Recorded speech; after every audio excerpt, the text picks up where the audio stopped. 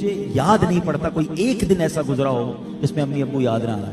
جس کے پاس ہیں پھر کیوں نہیں ان کی خدمت کرتے؟ یہ چلے جائیں گے تو پھر ملنے کے لیے قبرستان جانا پڑے گا, پھر قبر پر جا کر ان سے باتیں کرنی پڑیں گی, لیکن جواب نہیں آئے گا. تمہارے پاس ایک رحمت کا سائبان ہے. اب تو سائنس بھی یہ کہتی ہے 5-6 سال کا بچہ اور 60 سال کا بوڑھا یہ برابر ہوتا ہے.